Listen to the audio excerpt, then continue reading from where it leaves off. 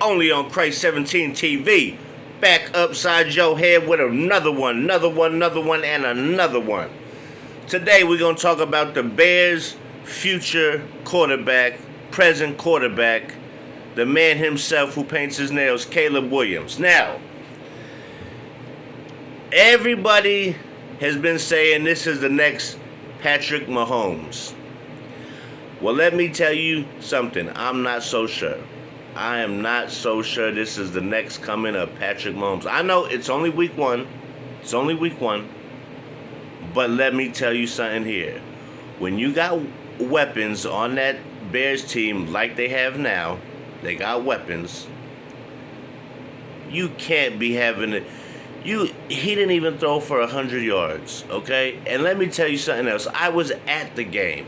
I was in Chicago. I was behind the goalpost, 13 rows up, and I got to see it close. Yes, one guy had dropped a score. Absolutely, I seen that. But he was throwing it too high, too low, too far to the side. He looked horrible. In week one, he was the worst quarterback in the whole league, and that's no bullshit. I'm not even bullshitting you. I'm not trying to be funny, but Caleb didn't look good. If it wasn't for special teams and that Bears defense was now, I'm going to say the monsters of the Midway is back because they got the defense. They have the defense to mess with anybody. But you got to be able to score some damn points. I mean, he looked lost out there, getting sacked, throwing it away, scrambling for a few yards, but he looked lost. He looked like a kid playing against grown men. I mean, there was a lot of hype all this offseason. The draft came. No, the Bears weren't even looking at nobody else's direction but Caleb fucking Williams. Not fucking Daniels, nobody else. But I will say this. You get a whole year to play. This is only week one. But Tennessee, he was supposed to do better against Tennessee because once you play like defenses that are real tough, like the Jets, the Browns, the Ravens, shit like that, you're gonna be the 49ers, you're gonna be in trouble. You thought Sunday was a hard game to play? This is just the beginning, kid. This is just the beginning. And like I said, he didn't look good, but that's only week one. We're going to see what week two brings. Hopefully the kid can snap out of it and have a great game. And have a great game because I would love to see him do good. I'm not going to lie. I got 10 rookie cards of Caleb Williams, and I gave one to my boy Chi-Town Ray because he's a diehard Bears fan, okay? That one was for you, Chi-Town, but listen, you got to do something. You can't just sit in the pocket. You're not going to have time like you had time at USC. You're not playing Oregon State's defense. You're not playing Cal or Stanford's defense. You're playing NFL defenses. They're coming, they're blitzing, they're coming from all sides, and you not know what's coming until it hits you like a Mack truck. You know what I'm saying?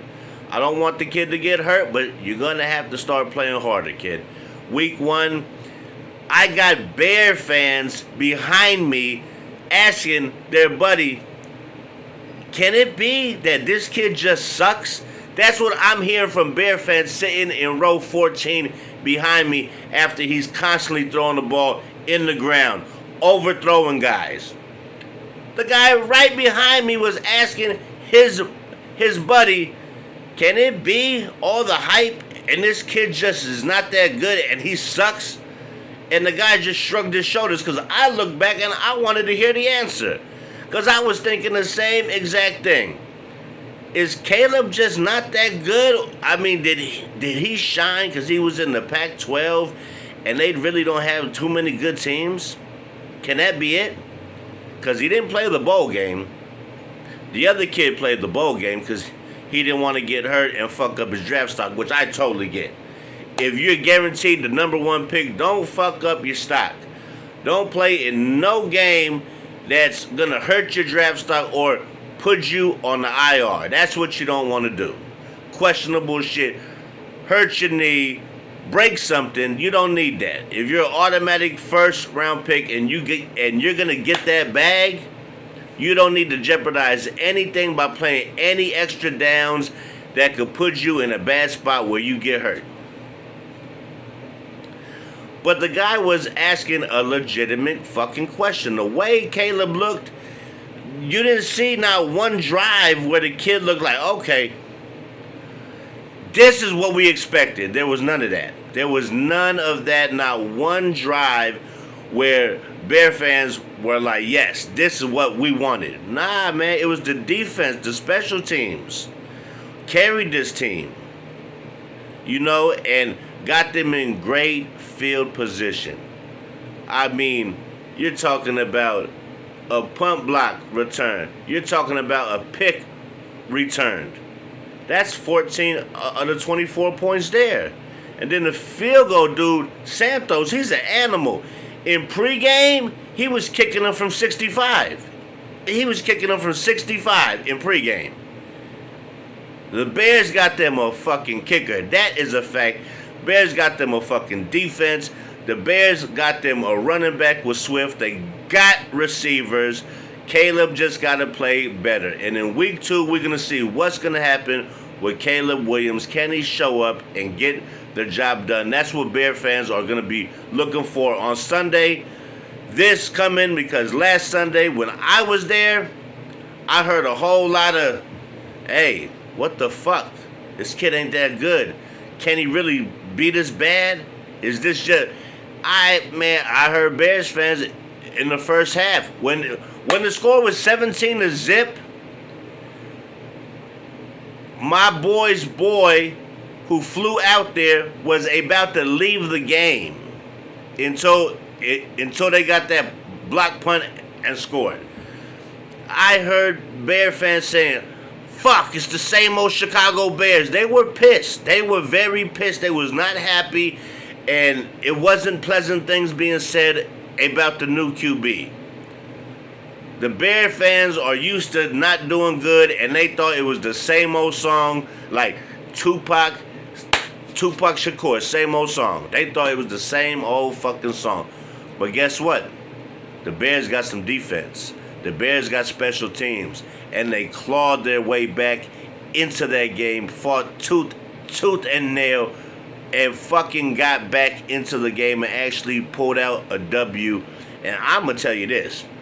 Will Levis, the Bears defense was all over that boy like flies on shit, like white on rice. And I'm telling you this. The only play I seen in the whole game that was a big play was Tony Pollard. He had a 20-something yard run to the end zone right there. I got it snapped on my channel. Check my shorts. But yeah, I mean, the Bears defense is fucking serious. I'm not gonna lie, they was hitting. And nobody was really getting the ball. I mean, you would give it to Pollard, but he had the one big run and a few 6-7 yarders, but Spears, he didn't get nothing. Hopkins got shut all the way down. Really had a few catches, but besides that, man, the Bears defense shit on that motherfucking shit on the offense. Will Levis looked confused, frustrated, and he really didn't have too much time to even get the ball off. I mean, I was sitting there and I was like, damn. I was telling myself, why didn't I pick up this Bears defense? Because this Bear defense looked pretty damn good to me, and I'm not gonna bullshit you. Them boys was going crazy. And Peanut Tillman was sitting 3 rows in front of me when I first got there to the ball game, and that was something really cool to see somebody I've watched play defense, return shit on pit. I mean, I got to see him right 3 rows in front of me. That was dope. I'm not gonna lie. But Caleb Williams, number 1 pick, the next Patrick Mahomes, the Bears' savior. The guy who paints his nails and he's a little different, okay? Little different. Not knocking you. You do you, kid. This is the new generation. But I'm going to tell you this. If you don't start getting your shit together in the next 2 games and the Bears defense can't win these next 2 games, the boo birds are coming out. You're going to hear boos. Because these Bear fans have been waiting years for a quarterback since like Jim McMahon. They had Rex, but Rex was a flash in the fucking pan.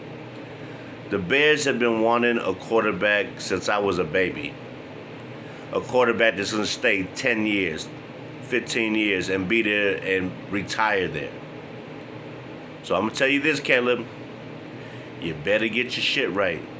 Because these fans here are loyal fans, but the patience is thin at the quarterback position. So be ready to play your best ball or be ready to be booed off the field. And with that being said, man, I had a great time at the Bears game. Great game. Defense kicked ass. Caleb looked like shit. Titans choked with a 17-0 lead and let the Bears go on a 24-0 run like a basketball team. So, what am I going to say? I'm going to stay tuned, and I'm going to watch this week and see what Caleb does. And then I will be back at you guys next week with some more talk about the number 1 pick. Because I'm going to go probably week to week talking about Caleb because he was the talk of the whole year, the whole draft. He's supposed to be the savior for the Chicago Bears. And I want the kid to do good. I don't want them to beat my Packers, but I want them to do good. I want him to do good. I want to see what's going on with this comparison of him being the next Mahomes-like QB in the NFL. So, everybody, with that being said, hit that like, hit that subscribe. It won't cost you a dime, and it don't cost nothing to push that button. So with that being said, people, YouTube fam, all my folks watching this video, stay tuned for more talk because I'm up with it. And I will catch you on the flip side. Caleb, you better show some improvement because that Bears Nation is depending on you to bring them out of the bottom of the cellar. Okay, fella? Catch you on the flip side, player.